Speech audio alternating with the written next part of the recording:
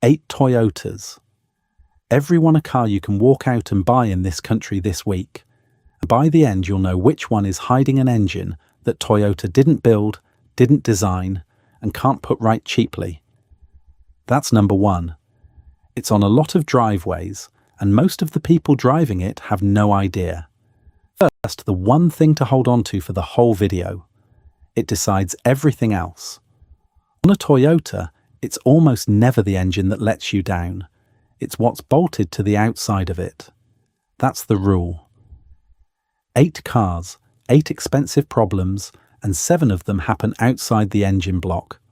A clutch, a catalytic converter, a 12-volt battery the size of a shoebox, a vent behind the back seat you can clean with a hoover in 10 minutes. None of that is the engine. All of it costs money, and some of it costs thousands. It matters because of how people shop. Somebody sees the badge, relaxes, stops looking. 18 months later, there's an 800 quid bill on the counter, and they can't work out how a Toyota did that to them. It didn't. The thing bolted to it did. Stay with me, because number 1 breaks the rule. It's the only one that does. On number 1, it really is the engine, because Toyota didn't build the engine. Right? Before we start, do me a favor and hit subscribe. It's free and it costs you nothing, and this is the sort of thing that stops a mate signing for something daft on a Saturday morning. No manufacturer pays us a penny. No press cars. We don't sell cars, and nobody's been on the phone asking us to be kind about anything. Now, where this comes from, because today that matters more than usual. Consumer Reports doesn't test a single car sold in this country. Different engines, different gearboxes, different service intervals. None of this is theirs. This is British data on British cars. Warrantywise runs a reliability index of 180,000 real repair claims. The Yaris sits top of it, 92.8 out of 100, with the Aygo on the podium beside it. What car? Surveys about 30,000 owners a year, and Toyota came 4th. 4th, not 1st. Honda beat them, so did Mini and Suzuki. We'll say that plainly rather than pretend, because a channel that tells you your favourite brand when everything isn't worth your time. Beyond that, Honest John's Satisfaction Index, DVSA MOT records, and independent hybrid specialists for the failures, because on cars this common the specialists know things the surveys never pick up. Here's what we haven't got. Nobody in Britain publishes how many of each model are sitting unsold on forecourts. That figure exists in America. It doesn't exist here, and anyone quoting it at you about this market has made it up. Every price here is in pounds, and every tax figure is the current rate. And nothing here is exempt from anything just because a bloke on a forecourt said so. Put the registration into the gov.uk tax checker and the TfL emissions checker before you hand over a penny. Both take 30 seconds and both are free. Number 8. The Toyota Aygo, first generation, 2005 to 2014. £2,000 buys one with a proper history, and Warrantywise has it near the top of the entire British Reliability Index. The engine's a 1-litre 3-cylinder Toyota designed themselves, and it's close to unkillable. It runs a timing chain, not a belt. Worth saying clearly, because the internet's full of people telling you otherwise. Nothing to snap, no 400 quid interval hanging over you. So what goes wrong? Everything Toyota didn't make. This was a joint project with Peugeot and Citroën. Same shell, same gearbox, same clutch as the 107 and the C1, out of the same factory in the Czech Republic. And the clutch on the early cars is the weak point. The pressure plates held together with rivets, and on pre-facelift cars those rivets let go one at a time. Toyota eventually fitted the bigger Yaris clutch instead, which tells you what they thought of the first one. Then there's the semi-automatic badged MMT. That's an ordinary manual gearbox with an electric motor working the clutch for you. When that actuator gives up, the car won't select a gear at all. It'll start. It just won't go anywhere. You'll know the symptoms. Biting point creeping up the pedal. A squeak from underneath as you let the clutch out. Grinding into first and second when it's cold. On the automatic, a hesitation pulling away from lights that gets worse over a fortnight, and then one morning it's a driveway ornament. Clutch job. 400 to 800 quid at an independent. Actuator, a few hundred more, and plenty of main dealers will quote a whole gearbox instead. Tax on the early ones is band B, about £20 a year. The 2012 facelift dropped under 100 grams, which is band A, nothing at all. Check the V5C, because a handful of grams is the difference between free and not free. Buy the manual. Test the clutch hard. Walk away from any MMT that hesitates. That's the rule, first time out. The engine's fine. It's the French half of the car that costs you. Number 7. The Toyota Yaris, 3rd generation hybrid, 2012 to 2020. This is the car sitting at number 1 on the British Reliability Index. Not a Lexus, not a German saloon. A little hybrid hatchback people buy because it's easy to park. Toyota built all of it, and owners rack up 200,000 miles without the powertrain complaining, which is why so many became minicabs. So here's the failure nobody mentions, and it's a vent. The big hybrid battery lives behind the back seat, and it gets hot when it works. Toyota's fix is simple. A fan pulls air out of the cabin, through a vent by the rear seat, over the battery and out. It uses the air you're already sitting in, so if you're comfortable, the battery is too. Now think what's in that air over 10 years. Dust, crumbs, dog hair, fluff off the seats. It all gets pulled into that vent and clogs the filter behind it. Airflow drops. The battery runs hotter than designed, and heat is what permanently degrades a cell. The computer sees the temperature and starts limiting how hard it'll use the battery, so your economy quietly falls and the petrol engine runs more. Nobody gets a warning light. It just gets slowly worse for years. Toyota's own guidance is to inspect that filter every 5,000 miles and clean it every 20. Almost nobody does because almost nobody's been told it exists. You know the symptoms even if you've never named them. Economy that used to be 60 and is now 50, and you blame the weather. The engine cutting in earlier than it used to. A fan behind the back seat working harder than it did. Cost of sorting it. A vacuum cleaner and a Sunday morning. Cost of ignoring it for a decade and then needing a battery. 1,500 to 2.5 grand reconditioned, more at a dealer. Tax. A 2015 Yaris Hybrid is 75 grams. Band A, not a penny. The same car registered after April. 2017 pays 200 a year flat. Same car. The only difference is the month it was first registered. If you buy one thing off this list, buy this. Then take the back seat out before you take it anywhere. That's the rule again. Nothing Toyota engineered failed here. A vent full of dog hair did. Number 6. The Toyota CHR, 1st generation hybrid, 2016 to 2023. Underneath the odd shape, it's a Corolla with the Prius drivetrain, and that's a compliment. Powertrain complaints are close to non-existent. The honest bit first, and it matters more here than on any other car in this video. Rear visibility is poor. Those rising back windows look brilliant from outside and leave you with a letterbox in the mirror. The boot's small and the rear door handles are hidden up in the pillar. If you help somebody in and out of the back, or you rely on shoulder checks, go and sit in one before you fall in love with it. Some people get on with it fine. Some really don't, and finding that out afterwards is an expensive way to learn. Now the failure, and it costs people a fortune out of sheer confusion. A Toyota Hybrid has 2 batteries, Everyone knows the big one. Almost nobody understands the little one, and it's the little one that strands you. There's no starter motor on this car, and no alternator either. The petrol engine gets spun up by the big hybrid motor. So what's the 12 volt for? It wakes the computers and closes one big relay, and that relay is what connects the hybrid battery to the rest of the car. That's the whole job.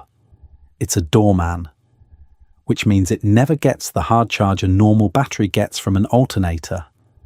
It's trickled from the hybrid system through a converter, and only while the car's switched on. Do a lot of short journeys, or leave it standing a fortnight, and it never fully recovers. Then one cold morning, the doorman doesn't turn up, the relay doesn't close, and a perfectly healthy £15,000 car with a perfect hybrid battery won't do anything at all. Symptoms: a dashboard lighting up like a fruit machine, 4 or 5 unrelated warnings at once. Lazy central locking, the car taking 2 goes to wake up. That combination is a 12 volt on the way out and almost nothing else. The part is 120 to 200 quid, and yet owners have reported being charged over 300 just for the diagnosis before anything was fitted. Get the 12 volt tested first and do it before you agree to a diagnostic fee. Tax on nearly all of these is £200 a year flat, because almost every CHR was registered after April 2017. There's no low emissions discount. The badge on the boot says hybrid and the DVLA doesn't care. A brilliant car with a bad back window and a shoebox that can hold the whole thing hostage. That's the rule. 15 grand of hybrid, stopped dead by 120 quid part in the boot. Number 5. The Toyota Auris Hybrid, second generation, 2012 to 2018. 3.5 grand and up. Same drivetrain as the Yaris and the Prius in a roomier body. And the touring sports estate is one of the most sensible cars ever sold here. 180,000 miles on one of these isn't a red flag, it's a Tuesday. But this is the most stolen from car on the list, and the reason is counterintuitive. Thieves want the catalytic converter, and they want it off a hybrid specifically. A cat's full of rhodium, platinum and palladium, and rhodium's been worth a fortune. Here's the part people get wrong. It isn't that a hybrid's cat has more metal in it from new, it's that a hybrid's engine spends half its life switched off, so the cat runs cooler, sees less exhaust gas, and stays far cleaner inside than one that's been cooking for 100,000 miles. A clean cat gives up more recoverable metal to the man melting it down. Yours is worth more to a thief because your car works properly. Then add the practicalities. It's a common car, so they've done it before and know where the bolts are. 2 minutes with a battery grinder in a supermarket car park. Second generation Auris up to 2018 is the highest risk of the lot, and you'll know instantly because the car sounds like a tractor with a megaphone the second you turn the key. The bill's the horrible part. £650 to £2,000 for a hybrid cat, which on a 4 grand Auris means the insurer may write the car off rather than fix it. A guard, a cat lock, is about 184 quid fitted with a marking kit, and Toyota developed it themselves. Tax on a pre-April 2017 Auris Hybrid is Band A. Nothing. After that, 200 a year. Wonderful car. Budget for the guard before you budget for alloys. That's the rule in its most annoying form. The engine will do 250,000 miles. The bit hanging underneath is gone in 2. Quick favour before the top 4. If this is any use to you, give the like button a tap. Takes a second, costs you nothing, and it shoves this in front of somebody about to sign for the wrong motor this weekend.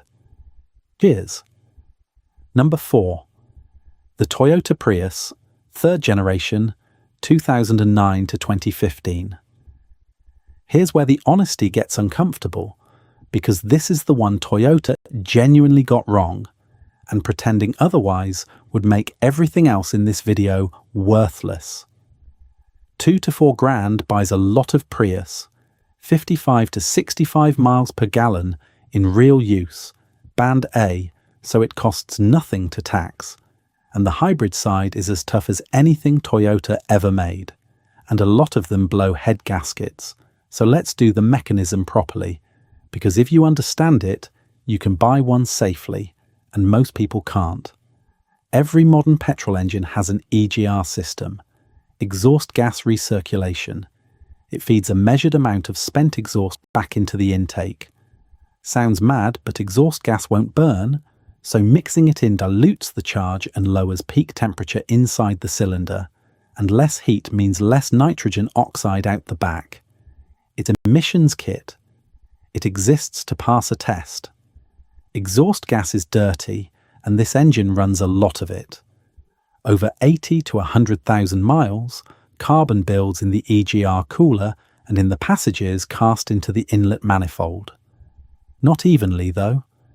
The passages feeding cylinders 1 and 2 clog first and hardest, so those 2 cylinders stop getting their share of cooling exhaust gas while the others carry on as designed. That's the whole problem in one sentence. 2 cylinders run hotter than Toyota drew them for years, and the head gasket between them gives up. There's a second twist that empties wallets. The EGR cooler also leaks coolant on its own, and the symptoms look almost identical. Coolant vanishing with no puddle on the drive. So garages replace a head gasket, hand the car back, and it comes straight back. Either it was the cooler all along, or nobody cleaned the carbon out, and the new gasket's being killed exactly like the old one. The symptom is unmistakable once you know it. First start of the morning, before the heat has done anything, the whole car shudders violently for 10 or 15 seconds like a paint mixer, then smooths out and drives perfectly all day. Coolant has seeped into a cylinder overnight, and liquid doesn't compress, so the engine kicks against it until it clears out the exhaust. People hear that for months and tell themselves it's just a cold engine. A proper EGR clean, cooler and valve and manifold, is 250 to 500 quid, and it's preventative. A head gasket done properly, with the EGR cleaned as part of the job, is 1,500 to 2.5 grand. On a 3 grand car, tax is 89 grams. Band A. Nothing. Buy one with the EGR already done and paperwork to prove it, or get it done in the first month. Start it stone cold before you hand over money, and if it shudders, walk. That's the rule at its sharpest. The engine is fine. Toyota's own emissions plumbing is what kills it. Number 3. The Toyota RAV4 Hybrid, 5th generation, 2019 to 2025. 16 grand and up for an early one. High set seats, doors that open wide, a boot that swallows everything. It's the one here for somebody who wants to sit up a bit and doesn't want to climb down into a car. The all-wheel drive version is a lovely bit of thinking. On a normal 4x4, there's a prop shaft running the length of the car, a transfer box, a rear differential, and fluid in all of it. Things to leak, to service, to seize. On this, the rear axle has its own separate electric motor, and there's no prop shaft at all. Nothing connects the front of the car to the back mechanically. No transfer box to fail, no rear diff oil to forget. Toyota removed the parts instead of improving them, which is nearly always the better answer. The honest concession. It's not a proper off-roader. That rear motor is there for a wet roundabout, not a Welsh hillside. And the 12-volt story from the CHR applies here just as hard. But the real money on this one isn't mechanical at all. If the list price was over £40,000 when it was first registered, it pays the expensive car supplement. £440 a year on top of the £200 standard rate.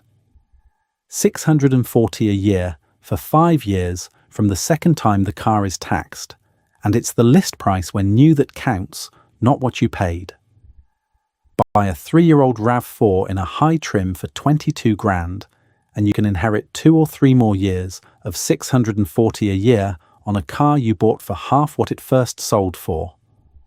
Nothing has broken. It's just a number nobody says out loud on the forecourt, and it's worth over £1,000 across the time you own it. Superb family car. Find out what it listed at before you find out what it costs. That's the rule in an unexpected form. There's nothing wrong with the engine. It's the number on the original invoice charging you. Number 2, the Toyota Corolla Hybrid, 2019 onwards. The current one, and the Touring Sports Estate especially, is quietly one of the best judged cars sold in Britain. The 1.8 is the sensible one. Nobody buying it for the school run has ever needed the 2-litre. The gearbox is worth explaining because it's why these survive being thrashed by minicab drivers. It isn't a conventional automatic, and it isn't a normal CVT with a belt in it either. No clutch pack, no torque converter, no belt, no bands. It's a planetary gear set with 2 electric motor generators on it, and the ratio changes by varying how fast those motors spin. Nothing rubs against anything to make a gear change happen. That's why there's no shift shock, and it's why there's nothing in there to wear out. The most common way an automatic gearbox dies, friction material wearing off and circulating in the fluid, cannot happen in this box because there isn't any friction material. Which brings us to the sentence you'll hear at a service desk. Sealed for life. Lifetime fluid. Here's the honest position, and it's more nuanced than either side wants. That fluid isn't operating clutches, so Toyota's schedule genuinely doesn't call for changing it under normal use, and anyone telling you it's a mandatory annual job is having you on. But the box contains 2 electric motors and a set of gears, and the fluid's doing insulation, cooling and lubrication in there, and it doesn't stay new forever. Owners who've taken these past 200,000 miles overwhelmingly changed it somewhere around 60 to 90,000. It's a drain and fill with the correct Toyota fluid. It isn't a flush, and it shouldn't be expensive. The word lifetime is doing a lot of quiet work in that sentence, and it's fair to ask whose lifetime they mean. The concession is thin. Slow infotainment on the earliest cars, real road noise on the bigger wheels. That's the list. Tax is $200 a year flat on every single one because they're all post-2017. The safest near-new car here, and the only decision is whether you believe the word lifetime. That's the rule again. The gearbox is fine. It's what somebody at a desk tells you about the gearbox that costs you. Right? Top 2. If you've stuck with me this far, do me a favour and subscribe before I get to number 1, because number 1 is the one nobody sees coming and it breaks everything I've told you so far. Number 1, the Toyota Avensis, the last one, 2015 to 2018, and specifically the diesel. Everything about this car looks like the safe choice. Big comfortable saloon or estate, built at Burniston in Derbyshire, huge boot, seats you can actually get out of, and a badge with a reputation. 5 grand buys a very good one. It's the car your dad would tell you to buy. And the petrol, the 1.8, is genuinely excellent. Toyota engine, timing chain, a design that had been in production for years by then, and very little goes wrong. But most of them sold here were diesels. And the diesel in this car is not a Toyota engine. Toyota did a deal with BMW, the 1.6 and 2-litre diesels in the last Avensis and in the Verso are BMW units, the N47 family, or a Toyota revised version of it. And the N47 has the best-known timing chain problem of any diesel sold in Europe. So the mechanism, because this is what decides whether you buy the car. Toyota's own petrol engines run chains, and they last. Because they sit at the front of the engine, they're generously sized and they run in clean oil. The BMW design puts the chain at the back of the engine against the bulkhead, and the guides are plastic. Those guides wear. As they wear, the chain goes slack. The tensioner takes up the slack until it runs out of travel, and then the chain starts slapping. Eventually it snaps or jumps a tooth, and because it's an interference engine, the valves and the pistons meet. That isn't a repair, that's an engine. Then there's the location, which is the genuinely expensive part. On a normal engine, a chain job is a front cover off and a day's labour. On this one, the chain's at the gearbox end. To reach it, the engine and gearbox come out of the car and get separated on the floor. That's why a preventative chain on one of these is well north of £1,000 and often closer to £2,000, and why a lot of independents simply won't quote for it. The symptom is a rattle, and a specific one. Metallic from the back of the engine, worst on the first cold start of the day, gone after a couple of seconds once oil pressure builds. People hear that for months and think it's just diesel being diesel. Here's what makes this number 1 rather than number 5. Nobody looking at this car is thinking about BMW. They're on a forecourt looking at a Toyota badge on a Toyota-built car, thinking they've made the safe decision, and the person selling it has almost certainly never been told either. Now honestly, plenty of these run to 150 or 200,000 miles without trouble. Toyota revised the engine and specified shorter oil intervals than BMW did, and the later cars are better than the early BMW ones. This isn't a car that explodes, it's a car with one very expensive maybe attached to it, and it doesn't tell you which side of the maybe you're on until you're on it. The tax is the final insult. On the pre-2017 cars, the diesel is cheaper to tax than the petrol, because it emits less carbon dioxide. So the cheaper to run one, the one the forecourt steers you towards, is the one with the engine that might cost you £2,000. Buy the 1.8 petrol. If you want the diesel, get service history showing oil changes well inside the interval, and start it stone cold in a quiet car park. And that's the rule, broken exactly once. On this list it's never the engine. On number 1 it is, because Toyota didn't build it. Now, a short word about why nobody tells you any of this, and I'll say it carefully, because I'm not suggesting there's a scheme. It's quieter and simpler than any conspiracy. Nobody hid the vent behind the back seat. There's just no money in explaining it. A 10-minute hoovering job that saves a £2,000 battery 8 years from now doesn't sell anything to anybody today.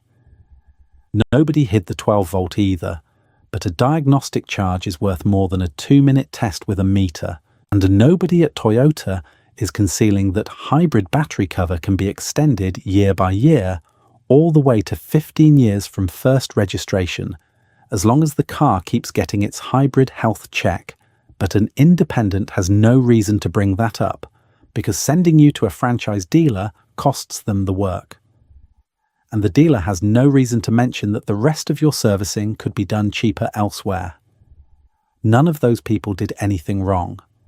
There was just no profit in saying it, and the knowledge grew over like a footpath nobody walks. So if you've been sold something you didn't need, that's not a comment on you. Most people caught by this aren't careless. They asked the only question they were ever given, which was how much a month, and nobody handed them a better one. Right? The recap. Number 8, the Aygo. Toyota engine, French clutch, and it's the clutch that breaks. Number 7, the Yaris Hybrid. Britain's most reliable car, undone by a vent full of dog hair. Number 6, the CHR. Check the back window before anything else and test the little battery first. Number 5, the Auris Hybrid. The engine will outlive you. The cat won't outlive a Tuesday night. Number 4, the Prius. Not the engine, the emissions plumbing. Get the EGR done. Number 3, the RAV4 Hybrid. Nothing's broken. It's the original list price charging you $640 a year. Number 2, the Corolla Hybrid. A gearbox with nothing in it to wear out and one word at the service desk worth arguing about.